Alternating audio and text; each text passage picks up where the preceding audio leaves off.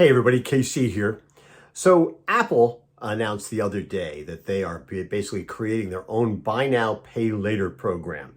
And what they're doing is they're building on the success of Apple Pay and the Apple credit card to create what they're calling Apple Pay Later. And the rules are pretty much, listen, the transactions will be maxed out at about $1,000. And basically it'll allow you to make 4 payments every 2 weeks until you've paid off the product that you're buying. And my first reaction to this was be a little skeptical, right? Because I worry a lot about buy now, pay later schemes.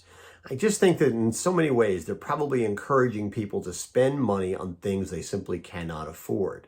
And, part of the problem is we have a lot of people in this country who are not financially literate. Frankly, if we spent a lot less time teaching people calculus and physics in high school and taught them about financial literacy, maybe we'd have people who are in better shape financially.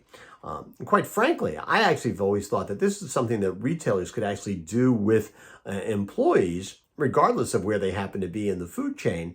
If retailers actually taught financial literacy to their employees, it might be a great way to create a more stable workforce and teach them something that would be really, really valuable, and maybe even create a more sustainable employee base that would be grateful to the retailer for having taught them something that's going to be really important, both in and outside the store going forward. I think there are a lot of young people, frankly, who could use that kind of help.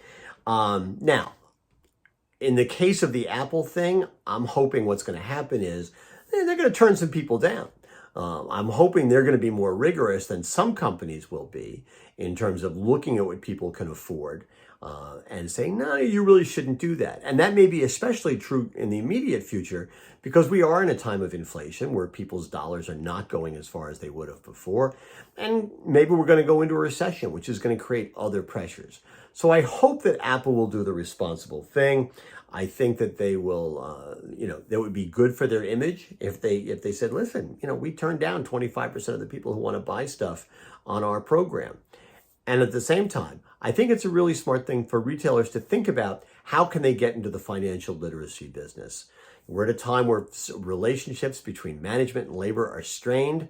This is one of the things that retailers could do to sort of bring people together in a responsible way. Anyway, that's what's on my mind this morning. And as always, I want to hear what's on your mind.